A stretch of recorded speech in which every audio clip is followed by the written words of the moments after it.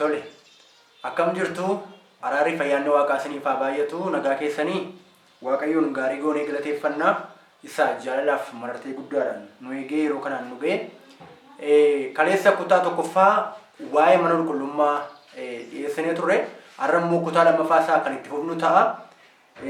Kallattiidhumaan itti darbuudhaa fi kadhata gabaabaa qabaannee sana booda itti fufna jechuudha.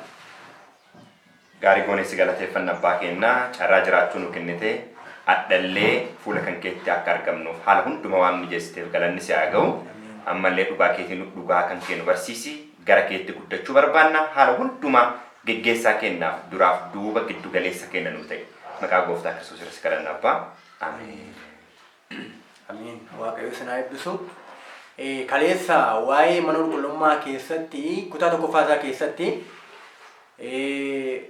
Waaqayyo fakkeenya sasamaayitiin Museen mana qulqullummaa lafaa kanarratti akka ijaaru mana qulqullummaa ijaaruun immoo mana qulqullummaa ijaaruu jechuun maal jechuu akka ta'e kutaa meeqa immoo akka inni qabu ilaallee turre. Har'a immoo kan itti fufnu isuma kaleessaatti kan fufu jechuudha. Manni qulqullummaa inni lafa kanarraa erga bade yookiin erga iddoo gadhiisee fannifamuu gooftaa keenya Yesuus Kiristoos jechuudha.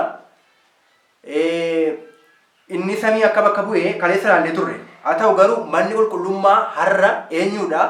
Kanumaan kan wal qabate immoo samaa irratti biyyi lafaa kun erga seenaan ishee xumuramee erga abiddaan qulloofteen booda mana qulqullummaa eenyutu ta'a kan jedhu gaaffii taanuudha. Mee kanarratti wanta macaafni qulqulluun jedhu waliin ilaalleetiin jenna. Tole, karaa addaan waaqayyo isaa eebbisu jechuu barbaada. Waa'ee mana qulqullummaa yeroo dubbannu dubbii ijoo waan hundumaa akka ta'edha macaafni qulqulluun kana fakkaatu. Fakkeenyaaf Roomee boqonnaa 8 lakkoofsa 1 irratti xumurri yaadni wal qabaa waan hagammaa dubbanne kana hundaayyuu isa kanaadha jedha. Wanta dubbannu keessaa nuyi hangafa lubootaa isa bantii waaqaa keessatti gara mirga teessoo waaqayyo suura qabeessaa taa'e akkasii qabna isa jedhuun irra caala jedha. Waan hagammaa dubbanne hundayyuu. Especially Roomee boqonnaa 1:7 waan dubbatame walitti kan qabu isa 8 kana jechuudha. Kanaaf tuqaan mana qulqullummaa isa samii tuqaa ijoodha jechuudha. Achii qabna hangafa lubaa isa mirga teessoo abbaa nuuf ta'a. Tole.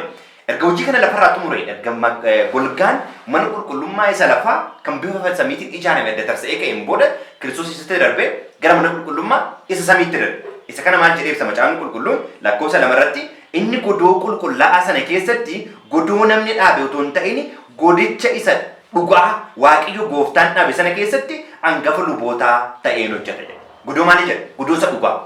Kanaaf godoo lafarratti Museen hojjedhu jedhameen godoo sobaati jechuudha? No. Godoo dhugaa garuu maal ture bifa fakkeenya isa kan dhugaa kan samii sanii maal ta'e jechuudha hojjetame jechuudha. Exactly hojii ofii raawwataa ture. Karaa addaatiin macaafni qulqulluu wangeelii Yohaannis boqonnaa 17 lakkoofsa 3 irratti maal jedha Kiristoos abbaa isaatiin waaqa tokkocha isa dhugaa 17 irraa akkana jedhan dubbifna. Waaqayyo isa tokkocha isa dhugaa Yesuus Kiristoos isatti ergite beekuun isaanii jireenya bara baraati. Tole. Kanaaf Kiristoos waaqa tokko jecha dhugaa abbaadha waaqa tokko jecha dhugaa yoo jedhe Kiristoos waaqa sobaati jechuudha? No. Ibroonni boqonnaan 1 lakkoofsa 8 deebii kan nu deebise. Ibroota 1:8 irratti abbaan Kiristoos maal jedheen? Waaqayyo jedheen. Itti aansee immoo lakkoofsa 9 ta'u an waaqayyo keetii jedheen jechuudha abbaan. Kanaaf waaqni tokkochi inni dhugaan abbaa yoo ta'u Kiristoos bifa fakkeenya waaqayyo inni jaanitti mul'atan itti maal ta'edha jechuudha? Namatti mul'atedha jechuudha. Kanaaf bifa mana qulqullummaa wajjin akkasii wal qabate jechuudha. Mana qulqullummaa isa dhugaa kan samii bifa fakkeenya saniitiin kan ijaaran lafa kanarratti kan hojjetaa ture. Waaqa tokkocha isa dhugaa abbaa ilma isaa gooftaa Yesuus Kiristoos du'uudhaaf mana qulqullummaa gara lafaa kan dhufe jechuudha. Du'uudhaaf gara lafaa kan dhufe mana qulqullummaa isa lafaa keessatti hojii guutuu kan hojjetee xumure jechuudha. Isa jechuudha. Kanaaf mana qulqullummaa isa dhugaa akkasumas kan lafarratti fakkeenya bifa fakkeenya isaa waaqa tokko isa dhugaa abbaa bifa fakkeenya isaa gooftaa Yesuus Kiristoosiin akkasitti arginee hin jenne jechuudha. Tole kanatti aansinee yaadni guddaan kaafnu erga golgaan kutaa qulqulluu fi kutaa irra qulqulluu gargar baasu tarsa'ee ka'een booda eenyudha mana qulqullummaa kan ta'e. Inni tajaajilli mana samii akka itti fufitte isatti dhufna lafa kanarratti eenyutu mana qulqullummaa ta'e jennee kaleessa ilaalaa turre nu mataa keenya. Sababni isaa kakuu haarawaa saba koo Israa'el wajjiniin gala. Seera koo garaa isaanii keessatti barreessa. Kanaan booda ollaa isaatti himu. Inni nuuna kana beeku ta'anis waaqa isaanii ta'a jedha. Ibroota boqonnaa 8 lakkoofsa 10 Ermiyaas boqonnaa 31 lakkoofsa 31 irra yaada kana argachuu dandeenya jechuudha. Tole. Seerri waaqaa garaa keenya keessatti barraa jechuun garaa keenya jechuun onnee keenya karaa addaatiin immoo hafuura keenya jechuudha. Faarsaa keessatti karaa addaatiin boqonnaa 51 irraa ilaaluu dandeenya. Akkasumas Ermiyaas boqonnaa 36 lakkoofsa 26 irraa argachuu dandeenya. Hafuura dhaabbataa, hafuura koo haaraa isin keessa nan kaa'a. Akkasumas immoo onnee haaraa isiniif kenna jedha. Onneen haaraa hafuuraa yookaan garaa haaraa hafuura haaraa wajjin wal qabsiisa jechuudha. Kanaaf namni kutaa kanneen guutummaa akka qabu ilaalla. Kanaaf karaa addaatiin maal jechuudha barbaadeetti taabonni nama ta'e jechuudha. Sababni isaa taabonni kakuu moofaa keessa maaltu keessaa ture? Seera 10tu keessaa ture. Amma seerri 10 onnee keenya keessatti yoo barraa'e sirni mana qulqullummaa aboon isaa yoo irraa kaafame nutu mana qulqullummaa ta'e jechuudha. Kanaaf taabonni waaqayyoo eenyudha? Anaaf isinii jechuudha. Sababni isaa seerri amallee waaqaa ulfina waaqaa kan mul'isu seerri waaqaa nu keessatti waan argamu. Karaa biraa kun taabota mana kutaarra qulqulluu karaa addaatiin qaba qabu jenneerra. Inni biraa immoo hafuurri waaqayyoo isin keessa kan buufatu jedha. Hafuurri waaqaa maaliif argama waaqaa? Faarsaa boqonnaa 139 lakkoofsa 7 irratti akkana jedha Daawit. Hafuura kee keessa jala eessattan baqadha? Argama kee jala eessattan eessa jedha? Where I flee from your spirit, from your presence. Hafuura waaqaa jechuun maali jedha? Argama waaqaa. Kanaaf hafuurri waaqaa kun eessatti buufata yoo jenne ammas Roomeen 8:16 deebiin nu deebisa jechuudha. Hafuurri waaqaa hafuura keessa wajjin walii galeedha. Hafuurri waaqaa hafuura keenya wajjin yoo walii gale, hafuurri keenya hafuura seexanaa wajjin walii hin galle jechuudha. Yoo hafuura waaqaa wajjin walii galuu danda'u, hafuura seexanaa wajjin walii galle jechuudha. Yoo mana qulqullummaa hin taane mana xuraa'aa taana jechuudha. Yoo buufata hafuura qulqulluu hin taane buufata hafuura seexanaa taana jechuudha. Kanaaf namni mana qulqullummaatti jijjiirame nama maal ta'e? Nama hafuurri qulqulluun keessa buufate mana qulqullummaa kan jedhamu. Amma asirratti xiyyeeffannaa tokko kaasuun barbaada. Tokkoffaa Tasalonqee boqonnaa 5 lakkoofsa 23 irratti yaada tokko dubbiseen gara yaada biraatti darba. 5:23 irratti Waaqayyo inni nagaa namaaf kennu guutummaatti ofii isaatii isin haa qulqulleessu. Yeroo dhufa gooftaa keenya Yesuus Kiristoos hafuura keessan, lubbuu keessan, foon keessan fayyaatti mudaa malee maal godhu jedha. Haa eegu jedha. Hafuura keessan, lubbuu keessan, foon keessan. As keessatti tokko duuqa. Hafuuraaf foon keessaa jechuudha. Yoo foon du'e hafuurri hin jiraata nama geggeessa jedha. Roomeen 8:5 kana nu deebisa jechuudha. Hafuurri foon walirratti akka godhu. Namni fedha foonii godhu du'a akka geggeessu. Namni fedha hafuuraa raawwatamu jireenya bara baraa akka godhu. Kanaaf foon du'a jechuudha. Foon qulqulluun jedhama. Qulqulluu kan jedhamu maali? Kutaa qulqulluu fi kutaarra qulqulluu. Jechummaan qulqulluu jedhu. Kanaaf kaleessa manni qulqullummaa bakka lamatti adda qoodama kan jedhaa turre. Kanaan ala iddoon ta'a bakkee kan jedhamu iddootti duutii jiru. Iddootti qalamuun jiru. Mana qulqullummaa keessa duutiin jiru. Foon keenya iddootti du'uu qabudha jechuudha. Kanaaf manni qulqullummaa iddoo lamadha. Namnis sammuun keenya hafuura irraa fudhatee nu geggeessuu danda'u qaba.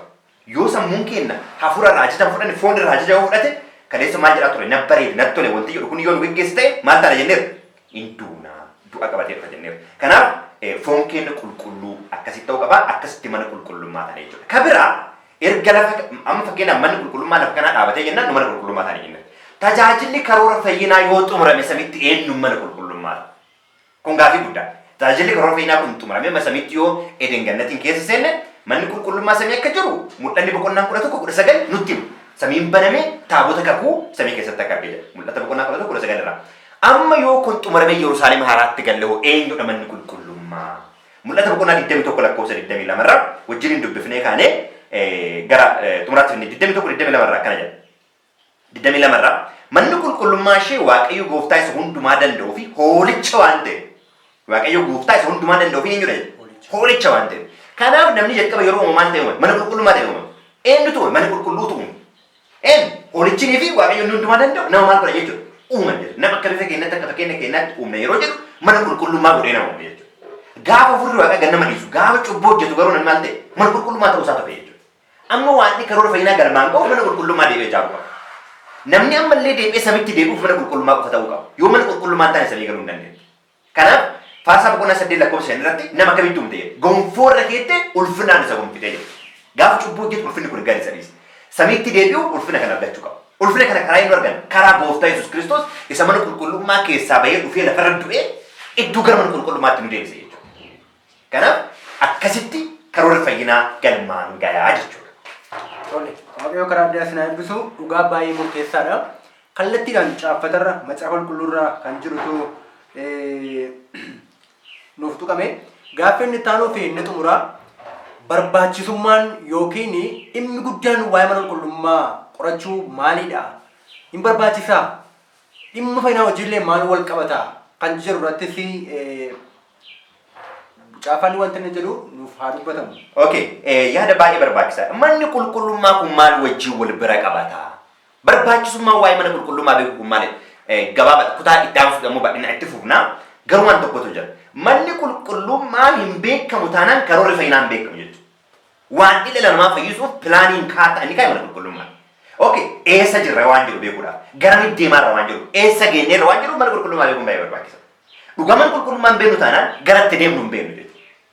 Kiristoos samiidhaa ba'ee dhufee lafarratti du'ee mana qulqullummaa keessaa ba'ee du'ee gara mana qulqullummaatti nu deebisuudhaaf karoora san lafarra kaa'e.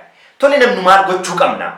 Qalamuu qabna, isteeppii du'uu qabna, foon keenya du'uu qaba. Erga foon keenya du'ee awwaalamnee kan hin booda ammoo dubbiin waaqaa guutummaa jireenya keenyaa nyaata keenya ta'uu qaba. Buddeenni jireenya ana waan jedhu. Ifaadha dubbiin kiyya karaa keessanii ibsoodha kan jedhu mana qulqullummaa keessa maaltu jiru? Ibsoon jira, buddeenni ilaalchaa jira, kadhanni jira. Kanaaf namni tokko maal gochuu qaba? Kadhata fudhachuu qaba, dubbii waaqa nyaachuu qaba, ibsuu qaba jechuudha. Ibsuu qaba jechuudha. Yoo kana godhe gara kutaa irra qulqulluutti seenuu danda'a Kiristoosii wajjin. Kutaa kana keessa maaltu jiru? Murteetu jira. Amma Kiristoos eessa jira waan jiru itti aanni ilaaluu dandeenya jechuudha. Kanaaf Kiristoos eessarra isteeppiin deema jechuudha. Iddoo taa'aa irratti hin qalame erga du'ee lafaa ka'ee gara samiitti baheen booda iddoo qulqulluu seene Daani'el boqonnaa 8:14 erga manni qulqullummaa qulqullaa'u agasiif kan jedhuuf ammoo bara 1844 booda garamitti darbee jiru gara kutaa qulqulluu keessa darbee jiru. Amma dhugaan harkaa qabnu dhugaa maaliidha kan jedhu beekuun baay'ee barbaachisa. Kanaaf gabaabatti kaartaa fayyinaati jechuudha. Manni qulqullummaa yoo hin beekne karoora fayyinaa akka qabaachuu hin danda'u kanaan fayyada jechuudha. Baay'ee galatoomaa waaqa isaa amma maatiin wajjin ta'eef galanni guddaan bara baraan haa ta'u isinis waaqayyo karaa addaa isin haa eebbisu. Kan yeroo kana sagantaa keenya xumuruudhaa fi kadhata gabaabaa boqoo keenya gadi qabannee qabaanna. Abbaa keenya jaalalaa gaarummaa keetiif gargaarsa keef karaa addaa dubbii addaa nutti dubbatteef bara baraan galanni guddaan siif haa ta'u dhugaadhuma jireenya